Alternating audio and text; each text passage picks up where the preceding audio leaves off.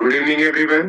आशा करता हूँ सारे अच्छे होंगे। मैं अपनी स्क्रीन शेयर कर रहा हूँ। जैसे कि आपको पता है कि हमारी जीएसटी की क्लासेस की डाउट्स वाली क्लासेस चल रही है। तो जिसका कोई भी अगर क्वेश्चन है डाउट वाला तो वो अपने क्वेश्चन जो है पूछ सकता है। सर आपने बोला था ना कि वो जीएसटीआर ऑफलाइन जो हमारी जो सॉफ्टवेयर में से होता है जी, तो वो पता नहीं चलता है सर, वो कैसे करना है? वो आपको जो है जेसन फाइल उसके अंदर अपलोड करनी पड़ेगी ना। आप कौन सा सॉफ्टवेयर यूज कर रहे हैं? सर टैली यूज कर रहे हैं। हाँ, तो टैली के अंदर एक ऑप्शन आ रही होगी जीएसटीआर 2B करके, जहाँ पे 2B की फाइल जो है हम लोग को अपलोड करनी होती है। तो 2B की जो फाइल है वो आप यहाँ से डाउनलोड कर लीजिएगा। ठीक है, हाँ जिस नहीं सर, मंथ की। हमें सेल्स का जो करना होता है ना, तो सेल्स पहले 12 तारीख को सेल्स करते हैं तो उसको भी जेसन फाइल करके उसमें देखना पड़ता है ना, डाउन मतलब उसमें प्रोसेस करना पड़ता है ना जीएसटी में। नहीं, 2B तो जो है वो 13 तारीख को जनरेट होती है ना, तो 13 तारीख के बाद ही वो फाइल आती है। वो आप उसमें हमारा अपलोड करेंगे तो ऑटोमेटिकली सॉर्ट हो जाते हैं ना वो चीजें। नहीं सर, मैं तो बोल रही हूँ सर, सेल्स का जो है जीएसटीआर 1 हमारी तरफ से हमें अपलोड करना पड़ता है ना। GSTR 1 तो हाँ, आपको 11 तारीख जो है वो हाँ लास्ट डेट होती है। तो हाँ वो आपको मतलब खुद से ही अपलोड करना होता है, या फिर आप हाँ मैन्युअली बिल्स उसके अंदर एंटर कर लीजिए, या फिर आपके सॉफ्टवेयर से अगर जेसन फाइल निकल रही है तो उससे अपलोड कर हाँ दीजिए जेसन फाइल। हाँ, जेसन फाइल निकल रही है, वो चीज फाइल बोलते हैं वही। जी, तो आपके टैली में से जो जेसन फाइल जनरेट हो रही है तो क्या वो रिटर्न में अपलोड नहीं हो पा रही है? नहीं सर, वो बोल रही थी उसमें क्या है, काफी तेली नया, पता नहीं नया आया है ना इसमें, तो उसमें जीएसटीआर 1 रिकंसिलिएशन ऐसा कुछ आता है, तो इसमें कौन सा करना है सर हमें? नहीं, GSTR 1 की तो जो रिटर्न उसके अंदर एक कॉलम होता है, या तो अगर आप अपनी स्क्रीन शेयर कर सकते हैं हाँ तो मैं आपको मैं बता। हाँ हाँ, आप आगे करो, मैं ओपन करके आपको दिखाती हूँ सर। जी, मैं अपनी स्क्रीन स्टॉप कर रहा हूँ। आप अपनी स्क्रीन शेयर कर दीजिए तो मैं आपको बता देता हाँ, हूँ। और सर वो अमेंडमेंट होता है, वो नेक्स्ट मंथ ही होता है क्या? अमेंडमेंट जो है वो तो हमेशा नेक्स्ट मंथ ही होता है। हम शायद किसी ने जीएसटीआर 1 पे कर दिया, फिर हम उसके पास से परचेज कर रहे हैं, तो वो लोग फिर गलती कर रहे हैं, तो हम उनको दिखा रहे हैं कि आपसे गलती है जीएसटीआर 1 में, मतलब हमारा तो वो टू बी हुआ, परचेज हुआ, तो बता जी, रहे हैं, तो वो बोल रहे हैं कि वो अब अमेंडमेंट अब नेक्स्ट मंथ होगा। उसमें वैसे भी तो पे करा ही नहीं है ना, तो भी कर रहे हैं, तो ऐसा कुछ होता है तो? नहीं ऐसा तो कुछ नहीं होता। अगर आपने GSTR 1 आपने फाइल कर दिया, सपोज अगर आपने सितंबर की फाइल कर दी है अगर, तो अब हमने हाँ अक्टूबर की भरनी है 11 तारीख को। तो हाँ अक्टूबर में जो अमेंडमेंट वाला कॉलम है उसमें आप अक्टूबर छोड़ के जो पुराने मंथ जितने भी हैं वो सारे जो है आप उसके अंदर जो है अमेंडमेंट कर सकते हैं। किसी बिल की अमेंडमेंट करनी है या फिर उसको चेंज करना है या डिलीट करना है, तो वो सारी चीजें आप उसके अंदर कर सकते हैं। मतलब नेक्स्ट मंथ में कर कर सकते हैं वो? हाँ, वो नेक्स्ट मंथ में ही हो पाएगा। उसका जो जीएसटीआर 1 11 तारीख को हो गया, तो वो फिर नेक्स्ट मंथ नहीं करेंगे? हाँ, वो फिर नेक्स्ट मंथ में ही कर पाएगा। सर ऐसा आता है तो उसमें से जेसन फाइल कैसे करते हैं सर? हाँ, देखिए इसके अंदर आपको क्या करना है, पहले GSTR 1 के अंदर जाइए। जीएसटीआर 1 में हाँ, तो हो गया अभी। इसे सब दिखा ठीक है, दो। देखिए यहाँ पे साइड में ऑप्शंस आ रही होंगी। कौन सा वाला सर? जेसन फाइल डाउनलोड, नहीं सर, ऐसा कुछ तो इसमें कुछ नहीं दिखा रहा है। सॉफ्टवेयर कभी कभी अपडेट होते रहते हैं तो पूरी अपडेट्स मेरे पास भी नहीं है, इसलिए कह रहा हूँ। लेकिन इसी में से जेसन फाइल एक्सपोर्ट होती है, या फिर आप GSTR 1 में जाइए और वहां पे एक्सपोर्ट का बटन दबा के देखिए एक बारी। GSTR 1 में ही जाइए। ये जीएसटीआर 1 रिकंसिलिएशन है, नहीं इसमें नहीं, इसमें हाँ, इसमें कुछ नहीं है। जीएसटीआर 1 में ही देना पड़ेगा। जी, GSTR 1 में जाके आप पीरियड एक बार सिलेक्ट कर लीजिए,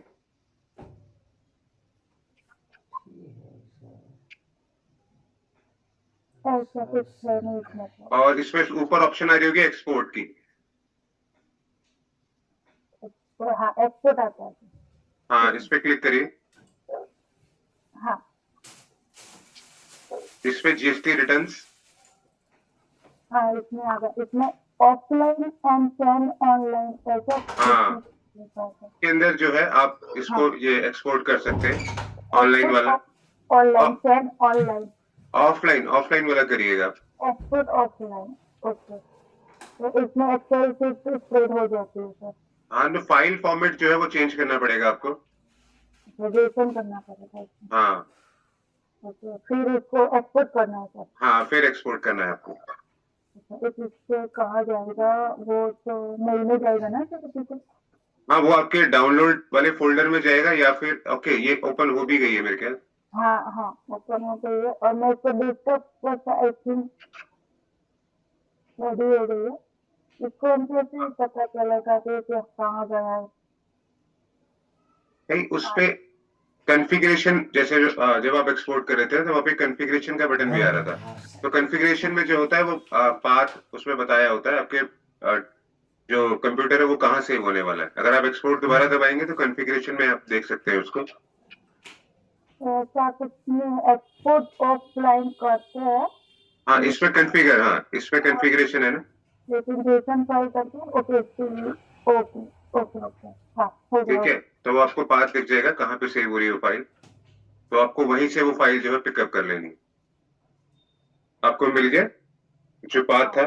अच्छा, यही है।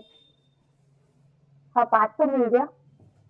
तो वहीं पे जो फोल्डर उन्होंने बताया था वो फोल्डर के ऊपर जो है आपका वो होगा। अच्छा, हो गया हो गया। हाँ, वो ठीक मिल है ना। गया, ये है ना? हाँ, तो यही फाइल जो है ये आपने उसके अंदर पोर्टल पे अपलोड कर देनी है। अच्छा, वो एक कॉपी करके उसको वहाँ पे पोर्टल पे रख देनी है। हाँ, कॉपी कर लीजिए या फिर जो वहां पे आप पोर्टल पे जब ओपन करेंगे, पोर्टल पे जो भी अपलोड की ऑप्शन आती है वहां पे जब क्लिक करेंगे तो ब्राउज का बटन आता है। तो ब्राउज में से ये वाली फाइल आपने चूज कर दी। और ठीक है, तो अब नेक्स्ट टाइम मैं ऐसे ही करूंगी।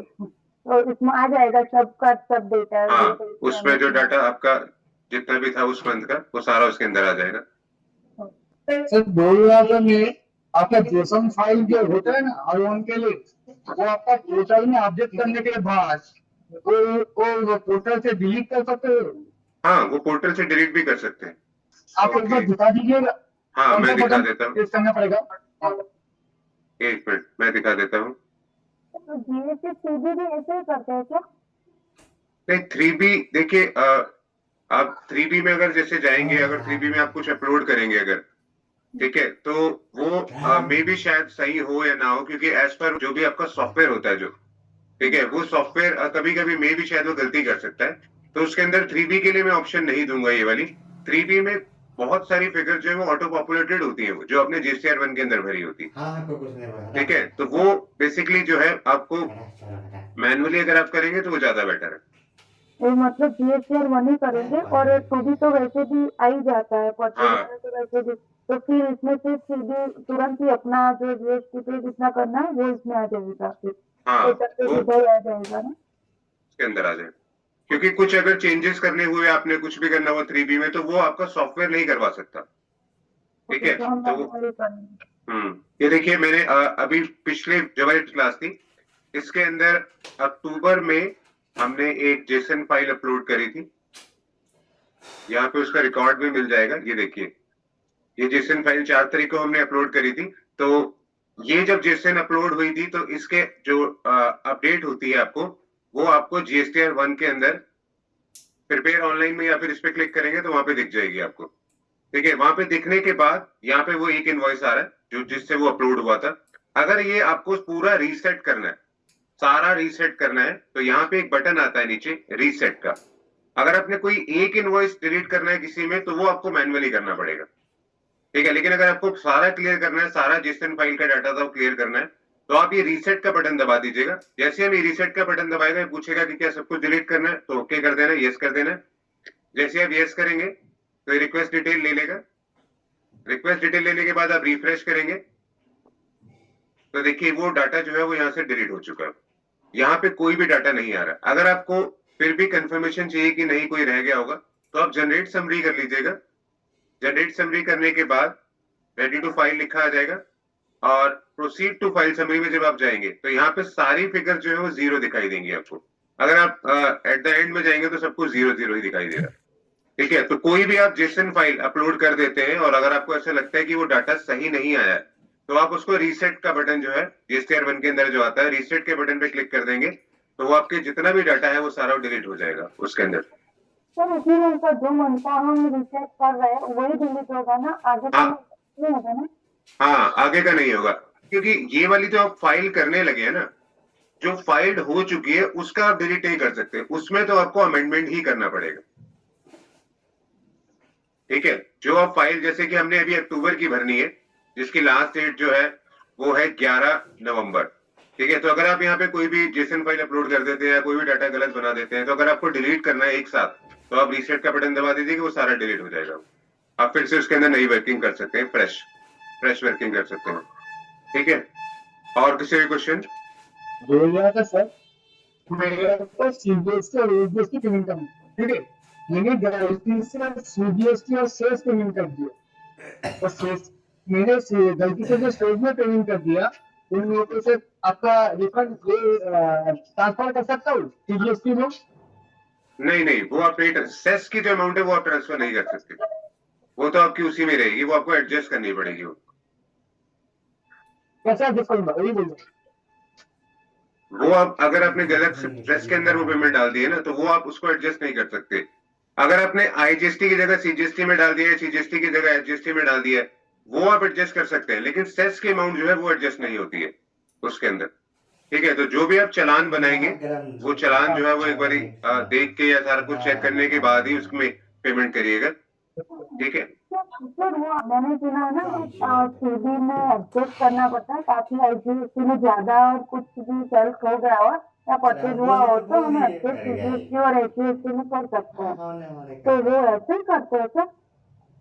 हाँ, वो तो आप जब भी आप 3B भरने लगेंगे ना, तो 3B में आप अमाउंट्स को ऊपर नीचे कर सकते हैं, जैसे कि आईजीएसटी जो है वो एचजीएसटी के अंदर भी एडजस्ट हो जाता है, सीजीएसटी में भी एडजस्ट हो जाता है। तो अगर आपके पास, हाँ, वैसे तो अब जो पोर्टल जो अपडेट हो चुका है उसके अंदर क्या है कि जो भी बेस्ट आपकी जो भी एडजस्टमेंट्स आ रही होंगी वो पहले से ही करके देगा जब आप 3B के अंदर फाइल करने लगेंगे उसको। ठीक है, लेकिन अगर आपको लगता है कि नहीं हमें फिर भी कुछ बचाना है तो आप मैनुअली उसके अंदर एडजस्ट कर सकते हैं। रूल मैंने आपको बताया हुए कि आईजीएसटी जो है वो दोनों के अंदर एडजस्ट हो जाता है, सीजीएसटी एचजीएसटी में, लेकिन सीजीएसटी जो है वो एचजीएसटी में नहीं एडजस्ट होता और एचजीएसटी जो है वो सीजीएसटी में नहीं एडजस्ट होता। तो मैन्युअली नहीं करना है, वो अपने आप हो जाता है तो फिर क्यों मैन्युअली करें? हाँ, अगर वो अपने आप हो जाता है तो फिर मैनुअली करने की जरूरत नहीं, तो वो फिर हम बेस्ट। जेसन फाइल भी हम कर ही रहे ना, तो हम अपने आप फोटो तो ले ही लेता है ना, तो फिर जी, अपने आप नहीं हो जाएगा सर? हाँ जी, वो बिल्कुल अपने हिसाब से आप बिल्कुल बेस्ट एडजस्ट कर देता है। मुरली जी, मुझे एक क्वेश्चन था। आप सर अपना नाम बता दीजिए पहले। मेरा नाम इमरान खान है। आईजीएसटी पहली प्रायोरिटी एडजस्ट टाइम में होता है, सीजीएसटी में होता है या एचजीएसटी में होता है? पहली प्रायोरिटी पहली प्रायोरिटी जो है वो सीजीएसटी में होता है और बाद में जो है वो एचजीएसटी के अंदर होता है। क्या कोई और क्वेश्चन है आपका? क्वेश्चन था सर। ओके, अच्छा अच्छा, ठीक है। और किसी का क्वेश्चन जीएसटी से रिलेटेड तो वो पूछ सकता है। Good evening sir. हाँ जी, गुड इवनिंग। आप अपना प्लीज नाम बता दीजिए। सर हर्षित वर्मा। ओके, सर मेरे को ये पूछना है, ये जो क्रेडिट नोट और डेबिट नोट और अमेंडमेंट होती है इसमें क्या डिफरेंस है और हम अमेंडमेंट क्यों करते हैं ज्यादातर? क्रेडिट नोट भी देखिए- तो बना सकते हैं हम उसकी जगह फिर। नहीं देखिए, ऐसा होता है कि कभी कभी जो ई इनवॉइसिंग होती है, जैसे ई इनवॉइसिंग में क्या होता है कि जैसे ही आप ई इनवॉइसिंग करेंगे तो पोर्टल के ऊपर वो अपने आप ऑटोमेटिकली अपलोड हो जाता है, वो जीएसटी 1 के पोर्टल पे ऑटोमेटिकली अपलोड हो जाता है।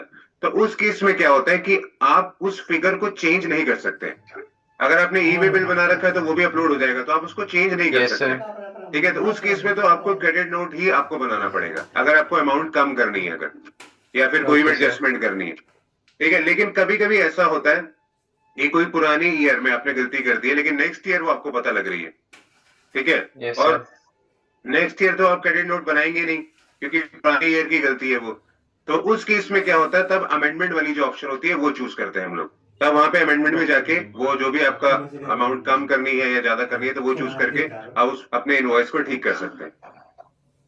Okay sir. और सर डेबिट नोट का? डेबिट नोट जो होते हैं उसका मतलब ये होता है कि अगर आपने कोई भी इनवॉइस कम बनाया है और उसको ज्यादा बनाना था, ठीक है, तब उस केस में आप डेबिट नोट बनाते हैं। मतलब आप चाहें तो सपोज अगर आपने 1,25,000 का बिल बनाना था, 1 लाख रुपए का बिल बना दिया आपने, आप चाहें तो 25,000 का नेक्स्ट बिल भी बना सकते हैं। लेकिन कभी कभी पार्टीज जो होती है वो ये बात कहती है कि नहीं, हमें उसी बिल के एडजस्टमेंट करके दो। ठीक है, तो उस केस में आप क्या करेंगे कि एक डेबिट नोट इश्यू कर देंगे उसी रेफरेंस से कि हाँ ये बिल जो है हमारा कम बना था, तो इसलिए हम इसको डेबिट नोट दे रहे हैं। डेबिट नोट में जो होती है आपकी सेल की अमाउंट जो है वो बढ़ जाती है, फिर जितनी डिफरेंस Okay, sir. अमाउंट जो थी कम आपने डाली थी पहले, वो बढ़ के उतनी बराबर हो जाती है।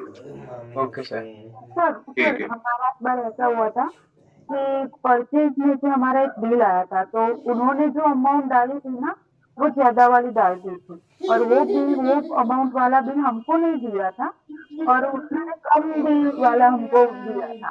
तो हमने तो कम बिल वाला ही पे हमारा अंदर एंट्री वही की थी, और उन्होंने तो ज्यादा बिल वाला दे दी थी, पोर्टल पे चढ़ा दिया था। तो मैंने उनको बोला था कि इसका क्रेडिट नोट आप करके वही मत वही दे ही नहीं सके, नेक्स्ट मंथ देंगे। तो हम तो हमारे पास जो बिल होगा वही एंट्री होगी, तो फिर हम वो बिल नहीं लिया, तो चलता है क्या इसमें? हाँ देखिए, वो वाली अगर आपने बिल नहीं लेना है तो जैसे कि मैंने बताया था, IMS डैशबोर्ड जो अब स्टार्ट हो चुका है, उसमें आप उस बिल को प्रॉपर रिजेक्ट कर सकते हैं।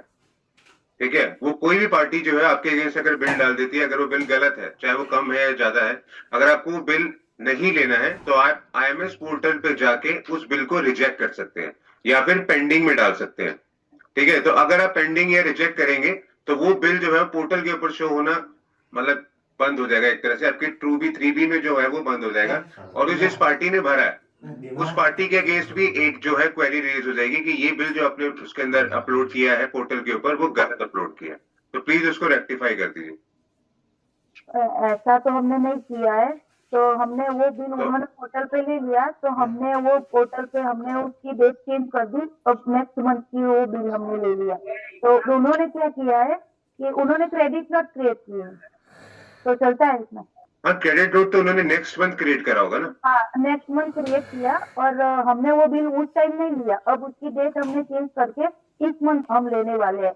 और उन्होंने भी ऐसा किया कि क्रेडिट नोट क्रिएट कर दी और वो बिल भी रिवाइज करके इस मंथ का दे दिया है, तो चलता है इसमें फिर? अगर रिवाइज कर दिया उन्होंने बिल, हाँ, तो रिवाइज तो सही अमाउंट से किया होगा ना। हाँ सही अमाउंट का दिया या- ना उन्होंने, तो अभी दिया। वो जो लास्ट मंथ उन्होंने बिल तो वैसे भी उन्होंने पोर्टल पे ले लिया था ना, तो उसका जो डिफरेंस अमाउंट आ रहा था ना उन्होंने, तो इस अब नेक्स्ट मंथ के क्रेडिट नोट भी उन्होंने दे दिए, तो हमने जो लास्ट मंथ उसका जो बिल नहीं लिया ना, अब वो ले सकते हैं ना अभी? हाँ, वो आप ले सकते हैं, वो मगर आपको उतनी ही अमाउंट का लेना पड़ेगा, हाँ, और प्लस हाँ। क्रेडिट नोट भी लेना पड़ेगा। अच्छा, क्रेडिट नोट वन क्या है सर? हमने तो क्या है कि उस टाइम उन्होंने जो बिल पोर्टल पे करा था ना, उन्होंने हमने पेंडिंग में भी नहीं डाला और रिजेक्ट भी नहीं किया है। हमने तो वो बिल पोर्टल पे हमारी बुक में वो निकाल दिया और नेक्स्ट मंथ की डेट में लगा दिया। जैसे कि हमको अक्टूबर का वो बिल था, तो हमने नवंबर की डेट को लगा दिया, अक्टूबर मंथ में वो बिल लिया ही नहीं हमने तो। और अब उन्होंने हम बात की ना, तो उन्होंने ऐसा किया कि अब नवंबर मंथ में उन्होंने जो बिल उसने पोर्टल पे चढ़ाया था ना, उसका क्रेडिट नोट भी दे दिया और रिवाइज करके बिल भी दे दिया, तो ऐसा चलता है सर? हाँ देखिए, पोर्टल पे जो अगर वो नवंबर में डाल रहे हैं तो वो दोनों बिल डाल रहे हैं या एक बिल डाल रहे हैं? सर एक ही बिल डाले, क्योंकि वो बिल तो वैसे तो भी डाला क्रेडिट, है। अच्छा, क्रेडिट रेट डाला है ना उन्होंने, फिर जो लास्ट मंथ का जो था वो। हाँ लास्ट मंथ का कैंसिल कर दिया ना उन्होंने क्रेडिट नोट देके। हाँ, वो क्रेडिट नोट पर जो डिफरेंस अमाउंट आ रहा था ना, उन्होंने ऐसा किया है। नहीं, मैं शायद थोड़ा कंफ्यूज हूँ। देखिए, अगर 1 लाख का बिल आपको देना था अक्टूबर में, हाँ, ठीक है, लेकिन उन्होंने दिया आपको 75,000 का, अरे सॉरी, 1,20,000। हाँ हाँ, 1,25,000 का दे दिया मान के चलिए, तो 25,000 पे जो है उन्होंने ज्यादा दे दिया था आपको बिल वो। हाँ हाँ आप भी कहना चाह रहे हैं ना, तो अगले मंथ उन्होंने क्रेडिट नोट इशू कर दिया। 25,000 का करा या पूरा 1,25,000 का करा? नहीं सर, 25,000 का किया। अच्छा, तो 25,000 का किया, तब आप उस केस में क्या करेंगे कि जो पुराना बिल था 1,25,000 वाला, आप वो भी ले लीजिए, प्लस क्रेडिट नोट जो आपके पास 25,000 का है, आप वो भी ले लीजिए। पर लेकिन हमारे पास तो वो सर उन्होंने जो बिल हमको जनरेट किया ना 1,25,000 का, वो हमको नहीं दिया। हमको तो सही अमाउंट वाले बिल मेरे को भेजा है, लेकिन उन्होंने GST में 1,25,000 अमाउंट डाल के उसके जो मिस्टेक हुई है शायद, तो उन्होंने ऐसे किया है। उन्होंने क्रेडिट नोट नहीं डाला, आप ये कहना चाह रहे हैं? फिर अब नेक्स्ट मंथ में डालेंगे। फिर हमने बोला ना उनको कि आपका बिल तो यही चाहिए, आपने क्यों ऐसे डाला, तो तभी उन्होंने नेक्स्ट मंथ में क्रेडिट नोट डाला है। अब हाँ तो कोई नहीं, आप नेक्स्ट मंथ फिर आप क्रेडिट नोट ले लीजिए। क्रेडिट नोट भी लेना पड़ेगा क्योंकि हमने तो सही बिल जी। ऐसे डाला है, तो सही जी। बिल सिर्फ लेंगे तो नहीं चलेगा सर। नहीं, सही बिल देखिए वो रॉन्ग प्रोसेस था। आपको जो बिल आपके पास आया था, आपको या तो वही बिल लेना था या फिर वो पेंडिंग में डाल देना था, या कुछ भी नहीं लेना था आपको। हाँ वही बोला नहीं। हमने सर, तो हमने बिल लिया ही नहीं है, वही बोलोगे मैं। हाँ तो अब नेक्स्ट मंथ आप जब आप एक्शन लेने वाले हैं ना, हाँ तो आपको दोनों चीजें लेनी पड़ेंगी। अच्छा, क्रेडिट नोट भी देनी पड़ेगी और हाँ देना पड़ेगा। हाँ, दोनों आपको उसमें लेना पड़ेगा। तो फिर वो रॉन्ग बिल भी मंगवाना पड़ेगा ना फिर तो। हाँ, वो रॉन्ग बिल भी आपको मंगवाना पड़ेगा। अच्छा अच्छा। जी। पुलिस सर, मेरा क्वेश्चन है। हाँ जी सर, बोलिए। मेरी एक पार्टी थी, उन्होंने क्या किया, हमने उनसे परचेज किया, उन्होंने बरोबर जीएसटी रिटर्न डाला, उससे जीएसटी भी दिया। 2 महीने के बाद उन्होंने क्या किया, क्रेडिट नोट मार के जो जीएसटी दिया था वो कैंसिल कर दिया, यानी तो वैसे केस में फिर मेरे को पेनल्टी भरना पड़ गया सर, क्योंकि उन्होंने आईटीसी तो दे दिया था। कितने महीने के अंदर कैंसिल कर सकते हैं आप आईटीसी? आईटीसी देखिए, कैंसिल जो होता है वैसे तो 1 साल का प्रोसेस तो होता ही है, अगर वो क्रेडिट नोट इश्यू कर देता है कभी भी, ठीक है ना। तो उसके अंदर लेकिन मुझे ये समझ नहीं आ रहा कि उन्होंने कैंसिल क्यों किया। क्या आपने पेमेंट नहीं करी थी? पेमेंट कर दिया था, थोड़ा मटेरियल का इशू आ गया था, तो हम लोग ने पेमेंट रोक दिया था उनका। तो उन्होंने क्या अच्छा। किया, मार्च एंड में कर दिया। अब वो मार्च एंड में बोले तो फाइनेंशियल ईयर क्लोज हो जाता है आपका। जी। अब वो केस में उन्होंने क्रेडिट नोट डाल दिया, मेरे को उससे डिपार्टमेंट से नोटिस आ गई। तो कितने महीने तक पीरियड रहता है ये देखिए, जीएसटी आईटीसी कैंसिल करना? फाइनेंशियल ईयर में तो कोई प्रॉब्लम नहीं आती है। अगर फाइनेंशियल ईयर में अगर आप कोई आईटीसी ज्यादा ले लेते हैं तो आप रिवर्स कर सकते हैं उस फाइनेंशियल ईयर के अंदर, ठीक है ना। एटलीस्ट मार्च एंड तक तो आपको रिकंसाइल करना ही पड़ेगा ना अपनी बुक्स, तो उसमें आप रिकंसाइल करके आप उसको रिवर्स कर सकते हैं, ठीक है। लेकिन जैसे ईयर क्लोज हो जाएगा तब उस केस में दिक्कत आ जाती है, तब उस केस में दिक्कत आ जाती है। हाँ जी सर, मेरी एक क्वेरी थी। हाँ जी सर, अपना नाम बता दीजिए पहले। सर, दीपक शर्मा बात कर रहा था। सर, मेरा एक क्लाइंट है, उसने अपना एक पार्टी के अगेंस्ट बिल रेज करा था मार्च के महीने में, अभी रिसेंटली। जी। तो पार्टी से उसकी ना पेमेंट वगैरह का कुछ इशू हो गया, तो उसने तो अपनी रिटर्न मार्च में फाइल कर दी थी, बिल शो कर दिया था। जी। तो उसने क्या करा सर, 3B फाइल नहीं करी थी क्योंकि वो पेमेंट नहीं दे रहा था, तो उसने 3B फाइल नहीं करी। उसने GSTR 1A में उसने उतने ही अमाउंट का क्रेडिट नोट डाल दिया सर। उसी दिन, उसी में, मार्च में ही? हाँ जी, नहीं सर, मार्च में नहीं, नेक्स्ट में। अच्छा, नेक्स्ट मंथ, यानी कि अप्रैल में डाल दिया? अप्रैल में सर। ओके। अब सर पार्टी ने वो कर दिया रिजेक्ट MIS में। अच्छा। तो वो लायबिलिटी इस क्वार्टर में उसकी एड ऑन होके आ रही है। हाँ देखिए, वो तो आएगी, अगर पार्टी क्रेडिट नोट रिजेक्ट कर रही है वो तो आएगी फिर। तो सर फिर उसे वो पे करनी पड़ेगी, और कोई ऑप्शन नहीं है? हाँ, वो तो पे करनी पड़ेगी। आप या तो एक बार आप अमेंडमेंट करके देख लीजिएगा। अच्छा, देखिए अगर राइट हाँ, अमेंडमेंट करके देख लीजिएगा, मे भी शायद एक्सेप्ट हो जाए वो। देखिए, वैसे जो राइट प्रोसीजर है कि कोई भी आप बिल अगर पोर्टल पे अपलोड कर रहे हैं तो उसकी अगेंस्ट पेमेंट आई है या नहीं आई है, उसके जिम्मेवार जो होता है वो पार्टी जो होती है आपस में दोनों, ठीक है ना। जिसके पास से आनी है या जिसके पास से सर एक्चुअली बिल दिया है। हाँ, पहले तो सर हो जाता था, बट ये MIS की वजह से अब उस पार्टी ने रिजेक्ट कर दिया। अब इन दोनों पार्टी के बीच में आपस में चल रही है सर, डिस्ट्रीब्यूट चल रहा है कि पेमेंट नहीं दूंगा, आप 3B पहले पे करो तब मैं पेमेंट दूंगा। तो सर वो ना उस दौरान अगर ये पार्टी जिसने सेल का बिल डाला है तो इसे वो टैक्स अमाउंट पे करना ही पड़ेगा सर, या कोई और दूसरा ऑप्शन नहीं है? नहीं, टैक्स अमाउंट तो देखिए पे करना ही पड़ेगा, अदरवाइज आपकी लायबिलिटी जो है बढ़ती चली जाएगी, मे बी शायद आपको इंटरेस्ट भी देना पड़े उसके ऊपर। हाँ जी, हाँ जी, हाँ जी। ठीक है ना, तो टैक्स अमाउंट तो आपको पे करना ही पड़ेगा, ओके।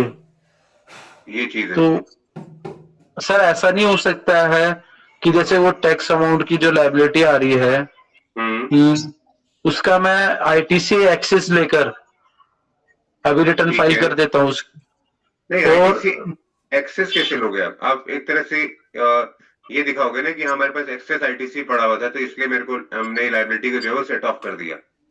जी एक्सेस करके वो रेड हो जाएगा सर वो। और हाँ, अगले मंथ उसको उसे अगर मैं रिवर्स कर दूं तो इस अकॉर्डिंग नहीं हो पाएगा क्योंकि मेरा इनपुट उतना आ जाएगा वहां पर।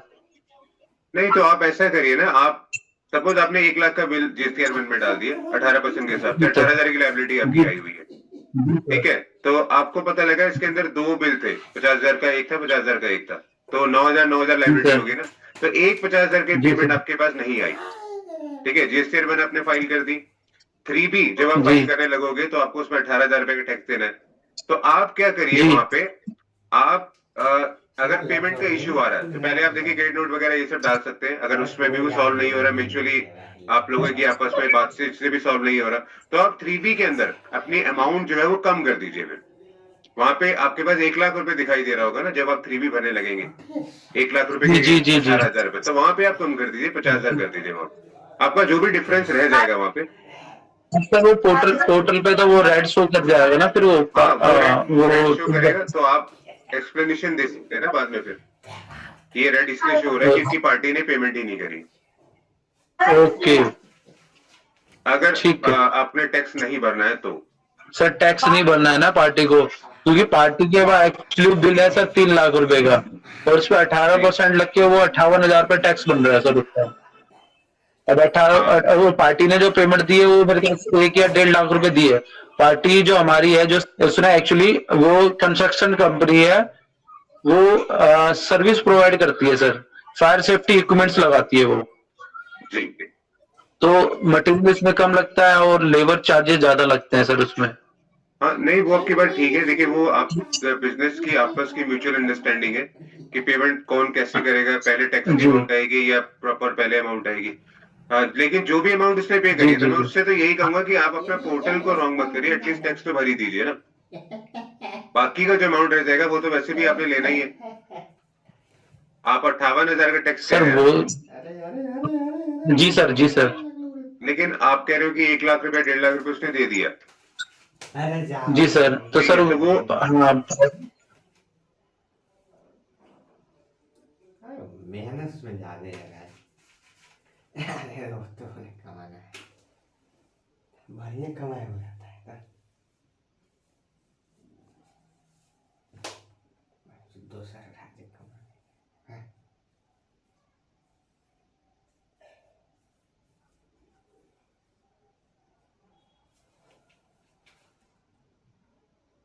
तू तुम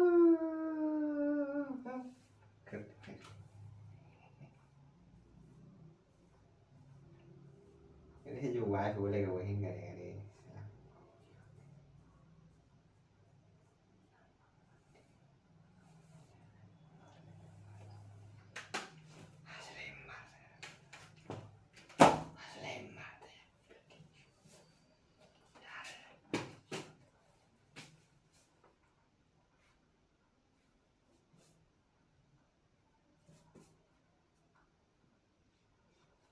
अरे खा हुआ रे।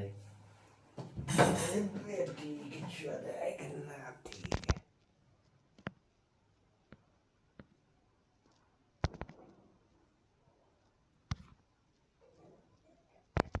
आपस की म्यूचुअल अंडरस्टैंडिंग है कि पेमेंट कौन कैसे करेगा, पहले टैक्स की जी अमाउंट आएगी या प्रॉपर पहले अमाउंट आएगी। लेकिन जो भी अमाउंट उसने पे करी जी है तो जी मैं जी उससे तो यही कहूंगा कि आप अपने पोर्टल को रॉन्ग मत करिए, एटलीस्ट टैक्स तो भर ही दीजिए ना। बाकी का जो अमाउंट रह जाएगा वो तो वैसे भी आपने लेना ही है। आप 58,000 का टैक्स कह सर रहे हैं वो ना, जी सर जी सर लेकिन आप कह रहे हो कि 1 लाख रुपए 1.5 लाख रुपए उसने दे दिया, जी सर। तो ठीक सर है, तो वो हाँ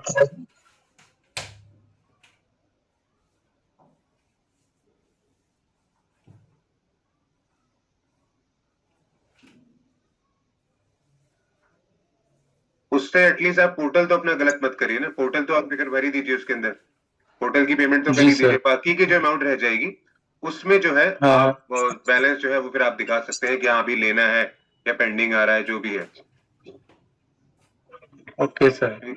ठीक है, जीएसटी पोर्टल को अगर आप देखिए छेड़ेंगे तो वो एट द एंड फिर आपके ऊपर ही डिमांड आ सकती है या फिर सर सिक्योरिटी आ इसमें ये सकती हो है। सकता है जैसे कि मैं अभी डाल दूं, पेमेंट कर देता हूँ, फिर नेक्स्ट मंथ अपना वो नोटिस इशू करता रहूंगा, अगर वो रिजेक्ट भी करता रहेगा फिर भी क्रेडिट नोटिस इशू कर दूंगा मैं। हाँ हाँ वो तो प्रोसीजर तो फिर चलता ही रहेगा ना सर। हाँ वो आप करते रहिएगा। हाँ। तो अगर मैं सर अगर उसकी आप उसको पेमेंट करवा के सर उसकी, और अगले मंथ मतलब जैसे कि फिर उसका क्रेडिट नोट या अमेंडमेंट डाल दूं, तो सर इससे वो आईटीसी तो यूज नहीं कर पाएगा। हाँ नहीं, वो रिजेक्ट कर देगा अगर उसको, तो वो यूज कर सकता है ना, लेकिन अगर रिजेक्ट नहीं करेगा तब वो आईटीसी यूज नहीं कर पाएगा। ओके ठीक है ठीक है सर। जी। ठीक। ओके। ओके। पुनीत जी, हाँ जी सर बोलिए। सर प्रोफार्मा इनवॉइस अपने किसी कस्टमर को देते हैं और उसको आउटपुट जीएसटी भी लगाते हैं, तो जी जीएसटी पे करना जरूरी है या नहीं प्रोफार्मा नहीं, इनवॉइस पे? नहीं परफॉर्मा इनवॉइस तो एक तरह से आपने कोटेशन दी है ना उनको कि हाँ इतने रुपए का माल है, इतना जीएसटी लगेगा इसके ऊपर। ठीक है ना, तो परफॉर्मा इनवॉइस जो है वो आपकी सेल कंसिडर नहीं होती कभी भी। परफॉर्मा इनवॉइस जो है वो आपकी सेल कंसिडर नहीं होती कभी भी। अगर आप उसको पोर्टल पे डाल देते हैं तो इट मीन्स वो आपकी सेल कंसिडर होगी फिर। अब एक मेरे कस्टमर ने क्या किया, मेरे परफॉर्मा इनवॉइस पे जीएसटी लगा के दिया और उस पोर्टल पे भी उसने वो इनवॉइस शो किया है, अपलोड किया है, फिर नेक्स्ट महीने में सेल इनवॉइस भेजा है मेरे को, तो वैसे सिचुएशन में क्या करना चाहिए?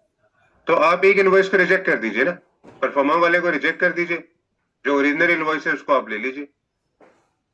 ठीक है, ओके। आईएमएस डैशबोर्ड का यही फायदा है कि अगर आपको लगता है कि कोई पार्टी जो है वो 2 बिल आपको रेज करके दे रही है, तो आप उनमें से एक बिल जो सही वाला है वो ले सकते हैं और एक को आप रिजेक्ट कर सकते हैं।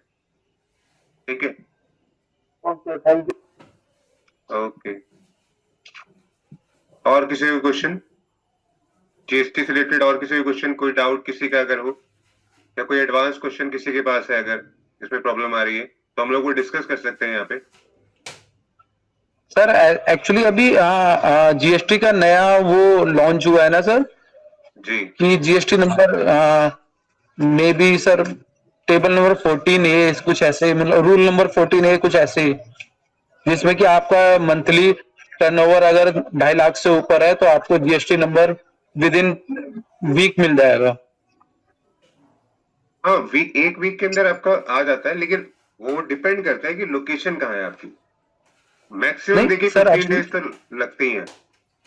अभी सर नया ऐसा कोई रूल मतलब लॉन्च हुआ है, ऐसा मैंने सुना था सर, नहीं ऐसा कि जिसमें कि अगर अगर आपका टर्नओवर मंथली 2.5 लाख से अबव है जी तो आपके लिए जीएसटी नंबर आपको विद इन वीक मिल जाएगा, आपको मतलब 2-3 दिन में ही। ऐसा कोई रूल सर सुना था नहीं, सर मैंने। एक तो होता है कि आप नया बिजनेस स्टार्ट कर रहे हैं, एक होता है कि आपका बिजनेस चल रहा था जिसमें जीएसटी नंबर नहीं था। नए नए जीएसटी नंबर के लिए। हाँ मैं वही ये कह रहा हूँ ना, एक तो आपका बिजनेस चल ही रहा है जिसमें आप 2.5 लाख की सेल कर रहे हैं हर महीने की। जी ठीक है, तो साल की होगी वो 12 को, अगर आप हम लोग 3 से कर लें 36 लाख के आसपास हो गया वो। जी सर। ठीक है ना, तो 40 लाख तक तो वैसे भी जो है आपको जीएसटी नंबर लेने की जरूरी नहीं है, लेकिन अगर आप लेना चाहते हैं उसी बिजनेस के ऊपर तो मिनिमम 15 डेज तो लगते ही हैं। हर पेपर वर्क जो है वो आपका होगा, प्रोसेसिंग भी होगी उसमें, फिर वो वेरिफिकेशन भी करेंगे, लोकेशन भी चेक करेंगे। तो वो कभी कभी ऐसा होता है कि लोकेशन अगर आपकी सही नहीं है या फिर कहीं दूर है तो उसमें प्रोसेस में लेने में कम से कम 1 महीना लग जाता है। लेकिन आपका जीएसटी नंबर 1 वीक में आ जाए ये मैंने ऐसा नहीं सुना, क्योंकि अगर आप पोर्टल पे भरेंगे कोई भी चीज को, कुछ भी सारे डॉक्यूमेंट्स अपलोड करेंगे तो उस फाइल को प्रोसेस होने में ही 1 वीक लग जाता है। और 1 वीक के सर नहीं बाद मैंने जब इंस्पेक्शन अभी करने रूल आएंगे। नंबर 14 और 9A कुछ ऐसे रूल आए हैं सर, उसके ये मतलब ऐसे सुना था सर, मैंने कंफर्म नहीं हूँ, बट ये है कि हाँ ऐसा कुछ लॉन्च हुआ है कि जिससे आपको 2 से 3 दिन में जीएसटी नंबर अलाउ हो जाएगा नए जीएसटी नंबर के लिए, और जिसका बेनिफिट सिर्फ आपको जब मिलेगा जब आपकी मंथली सेल 2.5 लाख या 3 लाख से अबव है। अच्छा नहीं, मेरे को तो नहीं इस पे ऐसा कोई न्यूज मुझे ऐसी मिली, क्योंकि जो भी अगर ऐसा कुछ होगा जीएसटी नंबर तो देखो प्रॉपर ही चलेगा ना। बेनिफिट नहीं जी, मिलेगा ये मुझे समझ नहीं आ रहा ना। अगर जीएसटी नंबर ले लिया है तो रिटर्न तो भरनी ही भरनी है आपको, जी ठीक है ना। तो वो बेनिफिट वाली बात मुझे अभी कंफर्म नहीं है। मैं अभी एक बार कंफर्म कर लूंगा किसी से। अब जी जी जी सर, फिर मैं कोई नहीं आपको सर, बता सकता नेक्स्ट क्लास तक मैं भी कंफर्म कर लूंगा सर कि वो है या नहीं है। हूँ जी। जी सर, मैं अभी जीएसटी 9 से रिलेटेड एक क्वेश्चन पूछ सकता हूँ सर? एक छोटा सा क्वेश्चन है हाँ जी पूछिए। सर। एक क्लाइंट है मेरा, उसने 2024-25 में अक्टूबर में 5-6 बिल एक पार्टी के रेज किए थे, बट वो उसने जीएसटी में शो नहीं करे।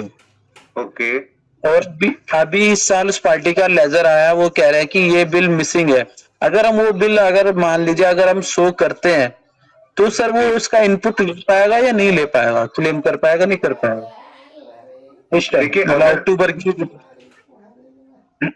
जो अक्टूबर 2025 की बात कर रहे हैं ना, जी सर, जी सर, ये अभी अगर इसमें हम बिल अगर शो कर देते हैं हम अक्टूबर 2024 के। देखिए 1 साल तक वैसे आप जो शो करने वाले हैं तो उसमें क्या होगा कि आपकी बैलेंस शीट भी हिलेगी। फिर आपकी बैलेंस जी शीट सर, बनी होंगी ना, सर, सर वो हाँ बिल्कुल सर। वो ऑडिट आपने मेरे ख्याल या अभी करवाया नहीं होगा या फिर कोई ऐसा जी कुछ सर, पंगा ऑडिट होगा। ऑडिट नहीं है सर। एक्चुअली क्या है, वो प्रेजेंटिव बेस पे ही फाइल कर दी थी। 1.5 करोड़ के आसपास टर्नओवर था सर उसका। अच्छा, तो उसमें जो भी है मतलब ऑडिट वगैरह नहीं हुआ था, आप ये कहना चाह रहे हैं। नहीं, ऑडिट नहीं हुआ है सर उसमें। तो फिर आप उस केस में क्या है कि आप जो भी बिल है वो आप पुराने मंथ्स की जो है अपनी जो रिटर्न अभी जानी है उसके अंदर डाल दीजिएगा। तो टैक्स जो जनरेट होगा फिर आप वो टैक्स की पेमेंट कर दीजिएगा। जो इंटरेस्ट हम उसके तो ऊपर आएगा सर, हम वो तो पे कर कोई इशू नहीं है, बट मैं कह रहा हूँ कि वो पार्टी का बैक ईयर के वो क्लेम ले सकती हो? हाँ हाँ वो आईटीसी ले सकता है। ओके, ठीक है सर, मैं बस जी वही जानकारी चाहिए थी बस ये, क्योंकि मैं जी मेरे जी। माइंड में था, अगर मैं इस पार्टी की अगर मैं एनुअल रिटर्न फाइल करता हूँ, अगर शो करूंगा मैं, तो मेरा आउटपुट का सर वो टैक्सेबल अमाउंट मिसमैच होगा। फिर उसमें DRC 03 के थ्रू पेमेंट करनी पड़ेगी ना सर उसमें? जी जी हाँ बिल्कुल, वो उसके जी, थ्रू पे करनी पड़ेगी। जो टैक्स मेरा जो बनेगा वो DRC 03 के एनुअल रिटर्न में अगर मैं करता हूँ तो? हाँ जी हाँ जी, वो आपको उसमें उसके थ्रू पे करनी पड़ेगी। जी जी जी, ठीक है ठीक है ठीक है ठीक सर, थैंक यू सर। है ओके। उन्होंने बोला ऐसा तो हम नए साल में मतलब लास्ट ईयर में उसकी क्रेडिट नोट नहीं इश्यू कर सकते थे? क्रेडिट नोट तो तब इशू करेंगे ना जब पहले से ही बिल उसके अंदर होगा। जब बिल है ही नहीं उसके अंदर, बिल हमने अपलोड करना था, हमने GSTR1 के अंदर उसको रिकॉर्ड करना था, तो लेकिन वो साल खत्म होने के बाद पता लग रहा है। और ठीक सर है, नए साल में वो बिल नहीं ले सकते थे? हाँ नए साल में ले सकते हैं, क्रेडिट भी उसको मिल जाएगा, लेकिन आपको इंटरेस्ट भरना पड़ेगा। तब टैक्स तो भरना ही पड़ेगा आपको, और इंटरेस्ट भी साथ में भरना पड़ेगा जितना लेट आपने फाइलिंग करी है उस बिल की। जी सर ऐसा हो सकता है क्या कि हम शायद सामने वाले को ऐसा बोले कि आपने जो बिल लिया है हमने नहीं लिया है, हमने भी ये पोर्टल में नहीं डाला, आपने डाला है, तो उसका क्रेडिट नोट वो कर दे और फिर दूसरी बार हमको नए साल में दे, तो ऐसा कुछ हो सकता है? तो बैलेंस शीट भी नहीं मिलेगी शायद? नहीं, तो वो जब पोर्टल पे बिल ही नहीं आया तो मुझे तो समझ नहीं आ रहा उसने आईटीसी ले कैसे लिया। अच्छा आप हाँ। समझ रहे हो, तो क्रेडिट नोट भी क्यों इशू करेगा ना। हम्म। ठीक है, तो इसीलिए तो जो हमारा जो आईटीसी वाला लेजर है, आईटीसी लेजर में जो बिल्स दिखाई दे रहे होते हैं, अगर उससे ज्यादा बिल हम क्लेम करते हैं तो उसके लिए हम रिस्पॉन्सिबल है। अगर पार्टी कल को वो बिल अपलोड नहीं करती है या पार्टी अपनी फाइलिंग नहीं करती है, तो उस केस में जो भी आईटीसी आपने एक्सेस लिया था वो आपको रिवर्स करना पड़ेगा। वो आपको रिवर्स करना पड़ेगा। आप क्रेडिट नोट नहीं उसके केस इश्यू करेंगे, वो आपको रिवर्स करना पड़ेगा।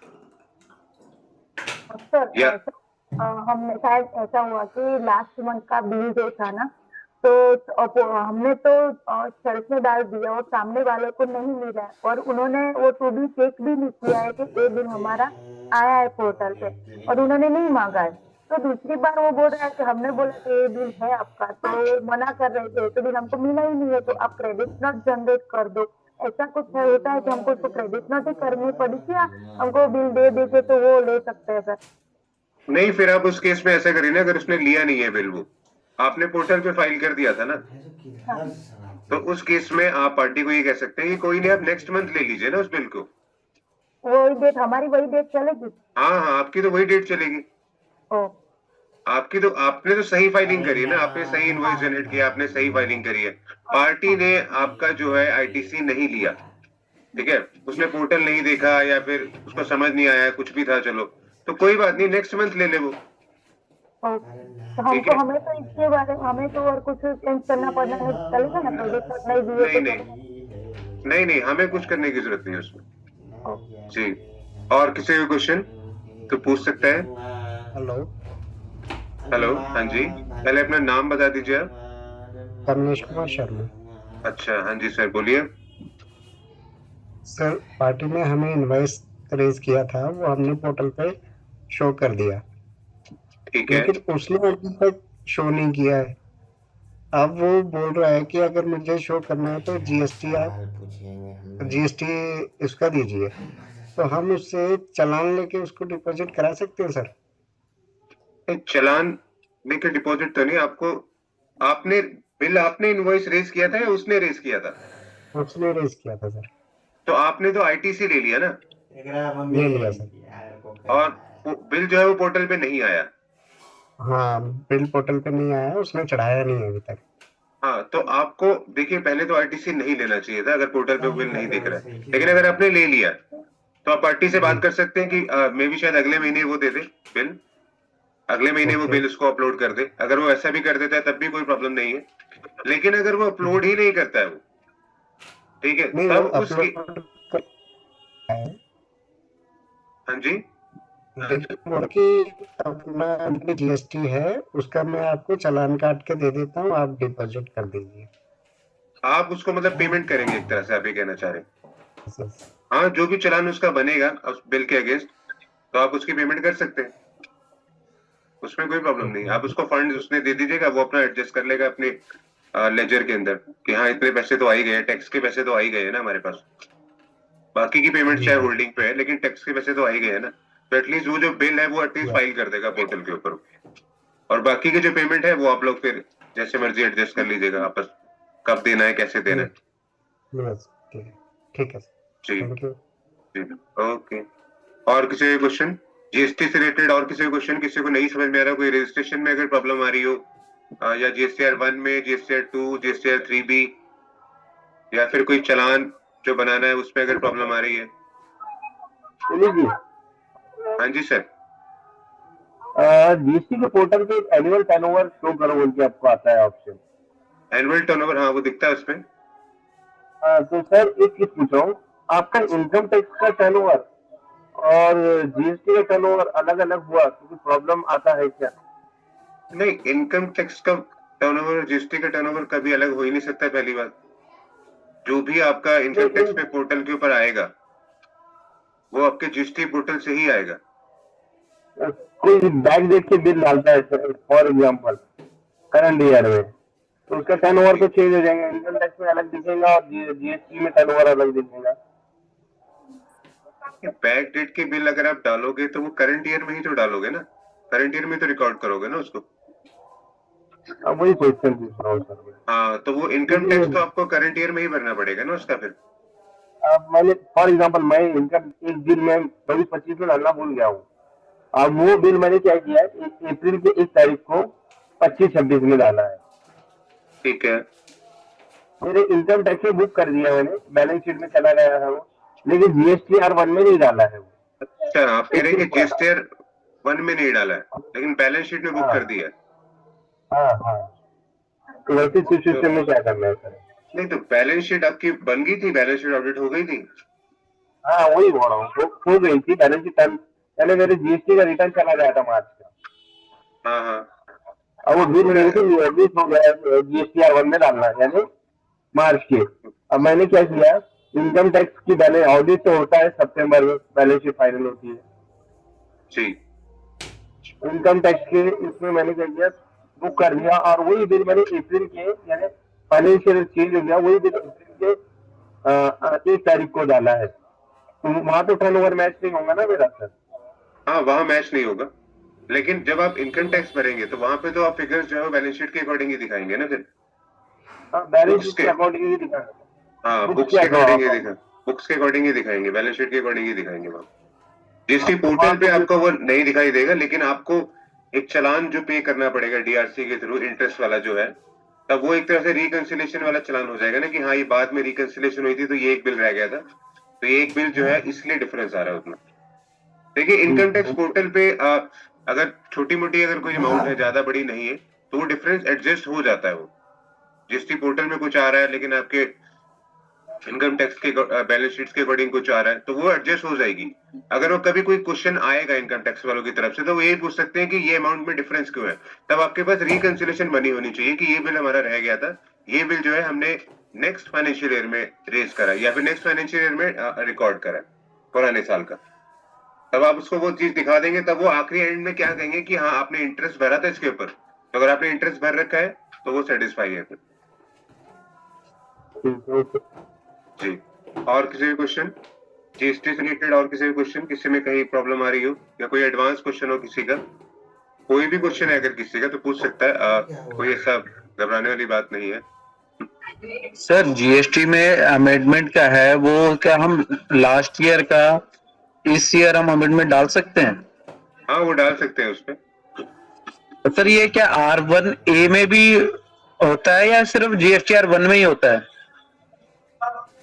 R1AB में भी होता है, लेकिन आप 1 में अगर करेंगे तो ज्यादा वैलिड होता है वो। अच्छा सर, सपोज अगर 1 फाइल कर दी है और जी। 3 भी फाइल नहीं करी है, जी तो R1A में ऑप्शन आता है नहीं आता है सर? नहीं, क्योंकि ऑप्शन तो आता है उसमें। मैं चेक कर रहा था बट वो ना अमेंडमेंट का वो शो नहीं कर रहा था सर बिल, क्योंकि वो सेम फाइनेंशियल ईयर का ही दिखा रहा था मुझे। तो पिछले फाइनेंशियल ईयर में वो बिल होगा ही नहीं ना, फिर वो क्या पता बिल का नंबर जो है वो गलत डाल रहे हो या फिर डेट गलत डाल रहे हो, कोई भी चीज ऐसी हो सकती है। अमेंडमेंट का जो बिल ओपन होता है वो जो सेम बिल नंबर आपने जीएसटी पोर्टल पे डाला था उसी नंबर से ओपन होता है वो। सपोज अगर आपने डाला कि अगर 01, ठीक है, तो आपको उस अमेंडमेंट में 01 ही लिखना है। अगर आप सिर्फ 1 लिखेंगे तो वो नहीं उठाएगा उस बिल को। मतलब एक्यूरेट होना चाहिए सर। हाँ वो बिल्कुल एक्यूरेट होना चाहिए। तो सर अगर वो रिवाइज डेट में अगर डेट और रिवाइज नंबर मांगता है, इनवॉइस नंबर, तो रिवाइज नंबर हमारा सेम रहेगा और बट रिवाइज डेट हमें आज की करंट की डालनी पड़ेगी या बैक वो जो है वही डालनी पड़ेगी? नहीं, वो वही डालनी पड़ेगी, रिवाइज डेट भी आपकी वही रहेगी। अच्छा अगर सेम ही डेट में कोई हाँ डेट में अगर कोई प्रॉब्लम नहीं है, ठीक है, सर तो डेट और इनवॉइस में कोई प्रॉब्लम नहीं है बट अमाउंट में प्रॉब्लम होती है। हाँ तो वो डेट में अगर कोई प्रॉब्लम नहीं है, बिल नंबर में प्रॉब्लम नहीं है, तो वो सारा वही रहेगा, वो रिवाइज में भी वही लिखेंगे आप। लेकिन जब अमाउंट आप उसके अंदर दिख रही होगी तो उसको आप चेंजेस कर सकते हैं। ओके ओके ओके ठीक है सर। और किसी ने चैट पे भी पूछा है सर एनुअल कंपैरिजन बोल दीजिए ना, तो एनुअल कंपैरिजन मैं अपनी स्क्रीन शेयर करके बता देता हूँ। जो ITC कंपैरिजन वाला होता है सर, अगर वो समझा देंगे तो ज्यादा बेस्ट रहेगा सर। हाँ मैं वही बता रहा हूँ। ठीक ठीक ठीक।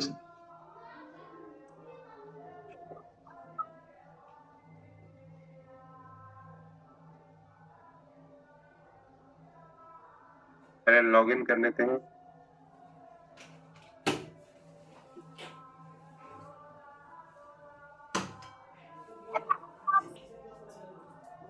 यहाँ पे हम सर्विसेज में जाएंगे, रिटर्न्स पे जाएंगे, tax liability and ITC comparison, इसके अंदर हम जाएंगे।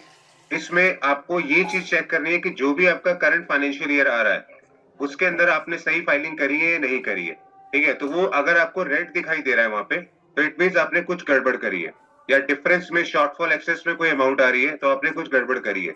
लेकिन अगर आपने ड्यूरिंग द फाइनेंशियल ईयर ही उसको एडजस्ट कर दिया है तो वो आपका डिफरेंस जो है जीरो स्टार्ट हो जाएगा। जैसे कि मैं यहाँ बता देता हूँ, यहाँ पे हमने जब अप्रैल की बिल फाइल करे थे तो यहाँ पे GSTR1 के अंदर जो हमारी लायबिलिटी निकल रही थी वो थी 9.16 की, 9 रुपए 16 पैसे की, लेकिन हमने 3B में उसको पे नहीं किया था, ठीक है। तो हमारा यहाँ पे शॉर्टफॉल आ गया था कि हाँ 9 रुपए 16 पैसे जो है हमने कम भरा है, ठीक है। लेकिन नेक्स्ट मंथ हमारा कोई लायबिलिटी नहीं थी GSTR1 के अंदर, पर हमने 9 रुपए 16 पैसे GSTR3B में भर दिए एक्सेस, तो वो हमारा जो डिफरेंस है वो एडजस्ट हो गया। अगर इस कंपैरिजन शीट को देखना है तो इसके अंदर काफी सारे कॉलम्स होते हैं। फर्स्ट कॉलम जो आपका आता है वो सेल का आ जाएगा, तो वो आपका ये वाला हो जाएगा tax liability other than export या रिवर्स चार्ज। अगर रिवर्स चार्ज और एक्सपोर्ट से अदर कोई लायबिलिटी आती तो वो आपको यहाँ दिखाई दे जाएगी। देखिए अगर आप चेक करेंगे तो यहाँ पे 3B में जो अमाउंट्स आपने भरी है और GSTR1 में जो आपने अमाउंट्स भरी है, तो अगर वो सेम है तो आपका जो शॉर्टफॉल है वो सारा जीरो हो जाएगा। ठीक है, यहाँ पे शॉर्टफॉल जो है वो आपका सारा जीरो दिखाई देने लग जाएगा अगर आपने सेम 3B और GSTR1 के अमाउंट को सेम भरा। लेकिन अगर आपने इनमें कहीं भी गड़बड़ करी है तो वो आपका जो है डिफरेंस यहाँ पे अलग से दिखाई देना स्टार्ट हो जाएगा। अब हम GSTR1 की बात करते हैं तो GSTR1 में रिवर्स चार्ज वाला कॉलम भी होता है। तो अगर हम tax liability due to reverse charge वाले में जाएंगे तो यहाँ पे आप चेक करिए कि यहाँ पे फर्स्ट मंथ में 2B के अंदर यहाँ पे 9 रुपए ऑलमोस्ट जो है 4 रुपए 58 जो है 2B के अंदर रिवर्स चार्ज में जनरेट हो रखे थे, लेकिन हमने 3B में वो नहीं भरे थे।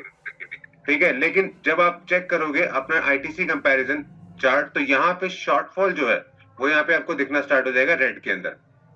ठीक है, तो शॉर्टफॉल आपको नेक्स्ट मंथ एडजस्ट करना है या भी एटलीस्ट जो भी आपका ईयर है करंट फाइनेंशियल ईयर है उसके एंड में तो आप प्लीज एडजस्ट कर ही दीजिए उसको। ठीक है, लेकिन नेक्स्ट मंथ में जब हमें ये बात पता चलेगी ओके वहां पे शॉर्टफॉल हुआ है, वो किस लिए हुआ है हमें क्लियर हो गया कि ओके रिवर्स चार्ज था हमने नहीं भरा, तो हमने 3B के अंदर इतना रिवर्स चार्ज एक्सेस भर दिया। ठीक है, और ये जब हमने भरा तो 2B के अंदर तो वो था ही नहीं, नेक्स्ट मंथ वो 2B के अंदर था ही नहीं, तो यहाँ पे हमारा जो है शॉर्टफॉल इस बारी एक्सेस होने लग गया। तो ये जब एक्सेस हुआ और ये जो शॉर्ट था ये दोनों का डिफरेंस जब निकला तो वो हो गया 0-0। ठीक है, तो यहाँ पे जितना भी हमारा डिफरेंस आ रहा है वो सारा जीरो हो गया। हमने जो भी हमारा लायबिलिटी बनती थी वो लायबिलिटी हमने सेम मंथ में पे करी है। अगर किसी मंथ में नहीं पे करी है तो नेक्स्ट मंथ उसको पे कर दीजिए। नेक्स्ट मंथ पे करने के बाद आपका जब आप चेक करेंगे 3B और 2B के अकॉर्डिंग आपने जो भी ITC लिया है, जो भी आपको लेना था रिवर्स चार्ज का, तो वो यहाँ पे सेम आ रहा है। ठीक है, या फर्स्ट मंथ में सेकंड मंथ में थोड़ी सी गड़बड़ हुई थी लेकिन हमने बाद में सारा सही कर लिया था। यहाँ पे देखिए 6 रुपए यहाँ पे GST में आ रहा था, 6 रुपए हमने यहाँ पे भर दिए। ये था हमारा सेल वाला पार्ट। ठीक है, एक होता है हमारा एक्सपोर्ट वाला पार्ट। एक्सपोर्ट वाले पार्ट में देखिए कुछ नहीं था तो इसलिए यहाँ पे जीरो है सारा कुछ। फिर है इनपुट वाला पार्ट यानी कि ITC वाला पार्ट। जो भी ITC आपने क्लेम करा है क्या वो सही करा है नहीं करा है, तो इसमें 4th, 5th और 6th इसीलिए होते हैं। 4th वाला जो होगा input tax credit claimed and due other than import of goods, यानी कि कोई भी ऐसा इनपुट जो कि इंपोर्ट ऑफ गुड्स से अलग है। ठीक है, तो यहाँ पे अगर आप चेक करेंगे यहाँ पे जो भी इनपुट आपको 3B में आपने लिया है वही आपको 2B में भी दिखाई दे रहा है। कभी कभी ऐसा होता है कि 2B में हमारा जो इनपुट आ रहा होता है हम लोग कभी कभी उसको ज्यादा ले लेते हैं या कम ले लेते हैं। तो अगर हम ज्यादा लेंगे कम लेंगे तो यहाँ पे शॉर्टफॉल जो है आपकी वो जो है अलग से दिखाई देनी स्टार्ट हो जाएगी। वो आप कभी भी अपना ITC कंपैरिजन चार्ट जो है वो चेक कर लीजिएगा, ये शॉर्टफॉल आपको वहां पे अलग से दिखाई देने लग जाएगी। लेकिन इसका रूल ही यही है कि एट द एंड, चलो आपने कभी ज्यादा भी ले लिया या फिर आपने कभी कम लिया, तो लेकिन एट द एंड जो है आपका बैलेंस जो है वो दोनों मैच होना चाहिए। अगर वो मैच नहीं हुआ तो शॉर्टफॉल जो है 0-0 वाली वो आपकी लायबिलिटी बन जाएगी जो आपको पे करनी पड़ेगी। ये था हमारा ITC वाला जो अदर देन इंपोर्ट वाला था। ठीक है, फिर ये जो इंपोर्ट के अगेंस्ट आपने कोई ITC लिया है तो यहाँ पे अगर आप चेक करें तो यहाँ पे हमारा इंपोर्ट के अगेंस्ट ये वाला आया हुआ था 3B के अंदर। ठीक है, तो 2B में भी हमारा यही आया हुआ है, तो हाँ ठीक है हमने वो क्लेम कर लिया, तो शॉर्टफॉल जो है हमारा 0 आया हुआ है। ठीक है, और लास्ट जो है वो है रिवर्स चार्ज 2B के अंदर जो ITC हम लोग लेते हैं। तो यहाँ पे अगर हम चेक करें तो सेम वही चीज है कि 2B में हमारा जो हमारा 3B है, जैसे 3B के अंदर हमारा जो है ITC जो है हमने यहाँ पे नहीं ले रखा था। ठीक है, लेकिन reverse charge liability declared in GSTR 3B as per table 3.1, लेकिन यहाँ पे हमने ITC जो है वो हमने नहीं लिया था। ITC यहाँ पे दिखाई दे रहा था 2B के अंदर, लेकिन यहाँ पे नहीं लिया था RCM का। लेकिन नेक्स्ट मंथ जो है हमने 2B के अंदर नहीं दिखाई दे रहा था और 3B में हमने वो ले लिया। तो ITC जो हमने क्लेम करा 3B के अंदर RCM का, वो एज पर 2B हमने क्लेम करा। फर्स्ट मंथ हमें क्लेम करना था लेकिन हम क्लेम तभी कर पाते जब हम उसकी पेमेंट करते, तो हमने पेमेंट तो करी नहीं थी उसकी, तो इसलिए हमने क्लेम भी नहीं किया था। ठीक है, तो यहाँ पे हमने पेमेंट कर दी यहाँ पे, लेकिन ITC हमारे यहाँ पे नहीं शो हो रहा था, तो इसलिए हमारे जो शॉर्टफॉल है वो सारा एडजस्ट हो गया। अगर आप चेक करेंगे तो यहाँ पे एडजस्ट हो गया। ये रिवर्स चार्ज वाला कॉलम था। रिवर्स चार्ज में जैसे कि हम लोग एक बारी सेल के अंदर अपनी लायबिलिटी दिखाते हैं, वैसे ही अपने इनपुट के अंदर भी हम एक लायबिलिटी दिखाते हैं। तो अगर वो दोनों मैच हो जाएंगी तो आपका जो है ये डिफरेंस सारा एडजस्ट हो जाएगा। ये है हमारा ITC कंपैरिजन चार्ट। इसमें कोई क्वेश्चन है किसी को तो पूछ सकता है? नहीं सर, पहले कोई नहीं था। हाँ जी, RCM का जो टीवी में जब पेमेंट करोगे तब तक तो RCM इधर ऐड करना पड़ेगा। जो अमाउंट RCM के लिए होता है तो ये रेंज के लिए RCM देता है यानी वो तो आपका सीधी पेमेंट करने के टाइम तो ऐड करना पड़ेगा। वो एक बार दिखा दीजिए कहाँ पे ऐड करना था। हाँ वो मैं दिखा देता हूँ। देखिए मैं इसी में बता देता हूँ कि यहाँ पे अगर हम अप्रैल की बात करें,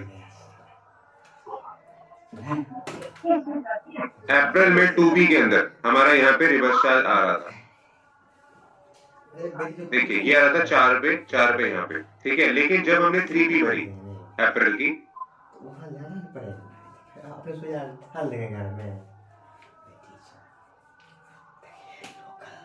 कुछ नहीं है। जब हमने 3B भरी अप्रैल की,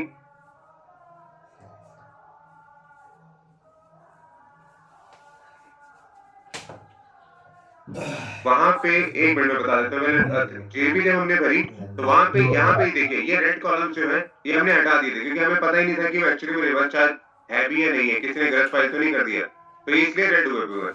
ठीक है, यहाँ पे हमने उसकी अमाउंट लायबिलिटी में नहीं दिखाई, यहाँ पे हमने लायबिलिटी में दिखाई भी नहीं और हमने आईटीसी में भी नहीं लिया। हमने आईटीसी में आईटीसी में हमने ले लिया, ये आईटीसी में हमने ले लिया। नहीं ये वाला नहीं बोला, सामने वाला पार्टी आपका अनरजिस्टर्ड रहेगा, ठीक है, और नेट रजिस्टर्ड है, उसको आपका आरसीएम देके और उसको क्लेम भी करना पड़ेगा, वो कैसे करना है? हाँ वो क्लेम जो है देखिए वो यहाँ पे करना है ना, फोर्थ वाला एलिजिबल आईटीसी के अंदर ये थर्ड कॉलम जो है, उसको हमको दिखाना पड़ेगा ना, आरसीएम का जो अमाउंट वो कितना दिखाना पड़ेगा। हाँ यहाँ पे आपको दिखाना पड़ेगा वो आईटीसी वाला, और यहाँ पे लायबिलिटी वाला जो है वो आपको 3.1 के अंदर यहाँ पे दिखाना है, inward supply liable to reverse charge.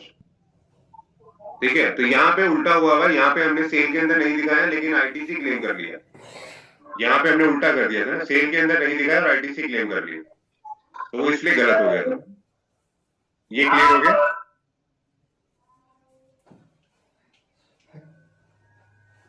और किसी मंथ का अगर आपने देखना है तो मैं और किसी मंथ का भी दिखा देता हूँ। सपोज सितंबर का अगर आपने देखना है तो सितंबर में 3B में अगर आप चेक करेंगे, यहाँ पे हमने रिवर्स चार्ज की अमाउंट जो है वो दिखाई है। देखिए यहाँ पे हमने रिवर्स चार्ज की अमाउंट दिखा दी है, 1 रुपए, ठीक है, और सेम अमाउंट का आईटीसी भी हमने क्लेम कर लिया है। एलिजिबल आईटीसी में जब आप जाएंगे तो यहाँ पे सेम अमाउंट का आईटीसी भी हमने रिवर्स चार्ज में क्लेम कर लिया। ठीक है, तो ये जो होता है ये सेट अक्टूबर का अभी जनरेट नहीं हुआ है ना, अक्टूबर का जो भी 2B है वो जनरेट होती है 13 नवंबर को। अरे क्या करोगे, आपको तभी पता लग पाएगा ना वो, आपको रिवर्स चार्ज जो है सामने वाला पार्टी से नहीं, अनरजिस्टर्ड पार्टी से आपका रिवर्स चार्ज होगा, मुझे पेमेंट करना होगा, तो मुझे पोर्टल पे नहीं दिखाएगा, वो तो मुझे दिखाना पड़ेगा ना, वही बात हाँ है। वो आपको दिखाना पड़ेगा, तो आप उस अमाउंट को, हाँ तो उस अमाउंट को आप उसमें ऐड कर दीजिएगा ना। जब अभी हमारा 1-1 रुपए दिखाई दे रहा था, तब वो 10 रुपए और पे करने थे आपने, 10 रुपए का आपको और पे करना था टैक्स। 10 रुपए आप अपनी लायबिलिटी उधर भी बढ़ा देंगे, सेल वाले पार्ट में भी। थोड़ी एक बार दिखा दीजिए ना। और बात है।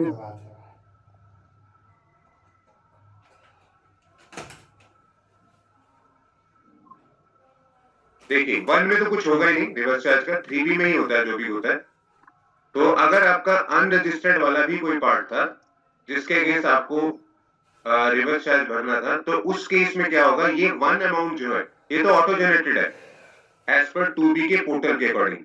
तो यहाँ पे बस आप क्या करेंगे, यहाँ पे इस अमाउंट को बढ़ा देंगे। फिर अगर 10 रुपए और भरने थे 100 रुपए के ऊपर, मान के चलिए 10 रुपए का आईजीएसटी भरना था, 10 रुपए यहाँ पे आप बढ़ा देंगे, ठीक है, और यहाँ पे उसकी टैक्सेबल अमाउंट भी बढ़ जाएगी उसके अकॉर्डिंग, ठीक है। और सेम आईटीसी के अंदर भी जाके आप 10 रुपए अमाउंट जो है वो यहाँ पे बढ़ा देंगे आईजीएसटी के अंदर, ठीक है। तो आपकी बुक्स जो है वो आपके पोर्टल से मैच हो जाएगी, आपकी बुक्स जो है वो पोर्टल से मैच हो जाएगी, ठीक है। ये क्लियर हो गया? ठीक है, ओके एवरीवन, अब मुझे क्लास क्लोज करनी पड़ेगी। हमारी नेक्स्ट क्लास जो है वो लास्ट क्लास है डाउट वाली, और हमारा जीएसटी का जो भी सारा कोर्स है उसमें कंप्लीट हो जाएगा। तो जो भी आपके क्वेश्चन होंगे आप प्रिपेयर करके रखिएगा, नेक्स्ट क्लास में हम लोग डिस्कस कर लेंगे, ठीक है। आज के लिए इतना बहुत ही है। Thank you everyone, good night. Thank you.